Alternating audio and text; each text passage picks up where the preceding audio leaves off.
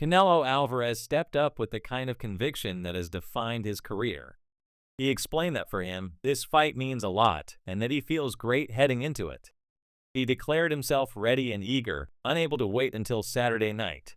He spoke of how blessed he feels, how long the journey has been, and how this opportunity has been overdue. Come fight night, he said, he is going to show the world what it has been missing. For Canelo, this bout is tied deeply to his sense of accomplishment, his discipline, and his motivation. He stressed that this moment carries more importance than almost anything in his career, insisting that the combination of hard work and focus he has brought into this camp is the greatest he has ever shown. The applause that followed was fitting because Canelo himself has left no doubt about his mindset. He made it clear that he wants to leave no stone unturned for Terence Crawford. That one line revealed everything about his preparation. The Mexican star is not just training, he is obsessing. Every drill, every round of sparring, every detail has been geared toward ensuring he arrives at the bell with no excuses.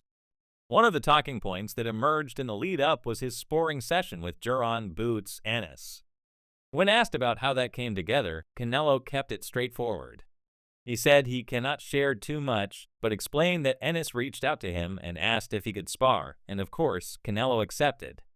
A fighter at his level always wants the best kind of work, and Ennis is considered among the most talented of the new generation. Canelo expressed gratitude to Ennis for making the time and providing him with valuable rounds in camp. Canelo's strengths are not limited to power or durability. His true hallmark has been the evolution he undergoes with every fight. He reinvents himself constantly, refining his style and adding new wrinkles to his approach. He refuses to be the same fighter twice. At times, he is the hunter who stalks opponents with relentless pressure. Other times, he becomes the slick counterpuncher, making foes miss by the smallest of margins. That adaptation is what makes him so dangerous. You can study tape, but by the time you meet him in the ring, he has already changed the playbook. Observers have pointed out that in his last several fights, maybe 6 or 8 bouts, the slick, elusive version of Canelo hasn't really been on display. Instead, he has looked like a seek and destroy fighter, intent on breaking opponents down. Asked whether this was accurate, Canelo explained his reasoning. He said he doesn't need to move so much against slower opponents. Why should he waste energy when he doesn't have to? If the style is necessary, he can and will bring it back, but he won't do it unnecessarily. If the situation requires that slick movement, he will use it, and he's confident it is still in his arsenal. Canelo has made it a point to remind everyone that his training is not just about effort. He's sending a message directly to Crawford. He insists that on fight night he will arrive in the best shape of his life, sharper and more complete than ever. It's more than confidence. It's a challenge. He's warning Crawford that the man he faces will not be the same Canelo others have fought. This version will be stronger, faster, and smarter, operating at his absolute peak. Asked whether his muscle memory still allows him to be the slick Canelo who once slipped punches effortlessly, he smiled. He said we will see on Saturday night. He feels he is still capable of it, and in fact better than ever. At this point, John Ryder, who has shared the ring with Canelo, weighed in. He gave an honest view of the matchup. Ryder noted that Crawford is smaller, but brings speed and unique skills. He called Crawford a generational talent, just like Canelo. He described the fight as a battle between two once-in-a-generation fighters, which is a rare gift for boxing fans. Ryder acknowledged that both will be winners financially, but emphasized how exciting the fight is from a sporting perspective. He predicted that Canelo will ultimately come out victorious, but stressed that Crawford has the ability to make the fight very difficult. Ryder highlighted Crawford's switch hitting, punch variety, and footwork, which could present nightmares for Canelo. Still, Ryder believed that over 12 rounds, Canelo's natural size and weight advantage would help him grind Crawford down and win a narrow points decision. Ryder's view carried weight because he has felt Canelo's punches firsthand. His analysis made clear that Canelo is not only powerful but methodical. He applies pressure with precision, round after round, until his opponent's energy and self-belief begin to fade. Ryder pointed out that Canelo doesn't rely on a single punch to end fights. Instead, he wears fighters down with sustained combinations. He doesn't explode for a few shots and then rest. He keeps pressing with heavy punches, again and again, rarely wasting anything. That relentlessness makes him extremely dangerous because he's always in range, always ready to fire, and never loses composure. Ryder emphasized that this constant, calculated pressure can break even the sharpest defenses. Former world champion Tim Bradley added his perspective, focusing on strategy. He argued that the key to Crawford's success lies in putting Canelo on the back foot.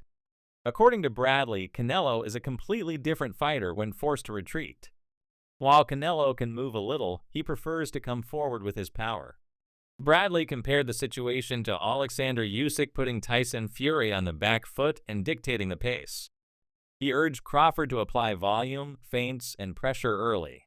Doing so would not only make Canelo uncomfortable, but would also impress the judges and allow Crawford to take control of the fight. Bradley stressed that if Crawford can dictate the pace early, the fight could swing in his favor right away. Bradley's advice boiled the fight down to more than just physical power. He argued it is about who can impose their strategy and dictate the tempo. His comments highlighted that Crawford must act early and decisively to seize momentum. Meanwhile, some of Crawford's gym mates expressed their confidence in him. One fighter noted simply that Crawford is strong. Having shared rounds with him, he believed Crawford would have no problem handling the pressure. His words carried weight because they came from someone who has experienced Crawford's power and skills firsthand. He reminded everyone that Crawford is not just a technical boxer, but a fighter built for tough moments. This insider view added depth to the conversation. He pointed out that Crawford's unseen toughness might be the X factor when the lights are brightest. He advised that Crawford should simply use his skills, which he believes are superior. His take was that Crawford doesn't need to try to match Canelo's power punch for punch. Instead, he should rely on boxing IQ, letting his technical ability dismantle his opponent. Another layer of the analysis came with recognition of Crawford's training mentality. Despite being 37, Crawford still trains like he's in his mid-20s.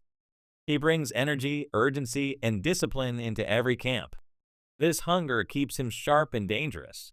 His teammate explained that Crawford could box smart, then at times engage, then pull back again. That unpredictability makes him so dangerous. Against Canelo, the ability to switch gears could be the decisive edge. Keith Thurman then stepped in with a blunt reality check. He dismissed the myth that Canelo is unbeatable. Thurman insisted that Canelo never was and never will be an unbeatable fighter. He reminded everyone that no boxer is truly invincible. He framed the discussion not around what Canelo will do, but what his opponents are capable of doing. He said Canelo always shows up as himself, but the real question is whether his opponent is ready to beat him on that particular night. It's not about whether it's possible, but about whether the challenger is prepared to seize the moment. Thurman's commentary stripped away the glamour and spoke directly to fighters. He explained that every opponent has to ask whether they are ready to beat Canelo now, when it matters most.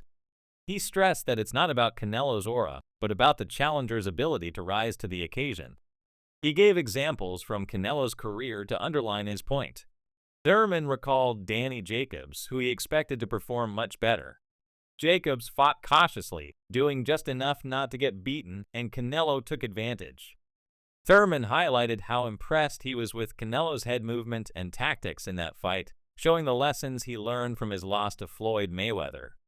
Canelo made Jacobs miss more than Thurman ever imagined possible. Thurman also brought up the fight with Erislandy Lara.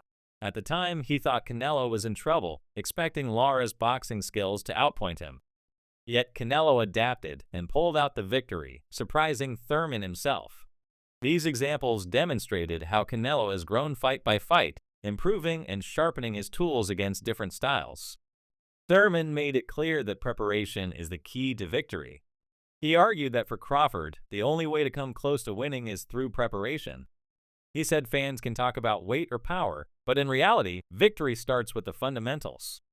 If Crawford wants to win, he must establish his jab early. Without it, he won't have the tactical foundation to compete. The only alternative would be a dramatic moment, a Hail Mary punch that could hurt Canelo badly. Other voices turned the discussion toward spirit and hunger. They noted that what ultimately decides a fight like this is not just skill, but the desire to push through pain and adversity. Talent counts, but the fighter who trains every day with urgency, willing to bleed and prove himself all over again, often prevails. That's why the start of the fight is so important.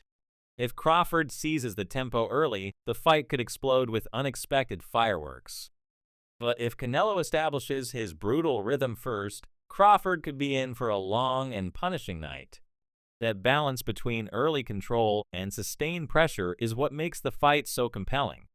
On one hand, Canelo's championship experience and physical strength give him the tools to dominate. On the other, Crawford's adaptability, technical IQ, and hunger offer the chance for another historic upset. In the end, the fight is being framed as a clash not just of two great boxers, but of two great eras, two men who have defined their generations with skill and determination. Observers from Ryder to Bradley to Thurman laid out different pathways, but all agree that the fight is unpredictable and special. For fans, it all comes down to Saturday night. Will Canelo's power and experience crush the smaller Crawford? Or will Crawford, once again, shock the world and prove that size means nothing when greatness is in play? Decision, knockout, or a single moment that flips the script, everything is possible. The anticipation is about more than belts or legacy. It's about two champions daring to find out who is greater.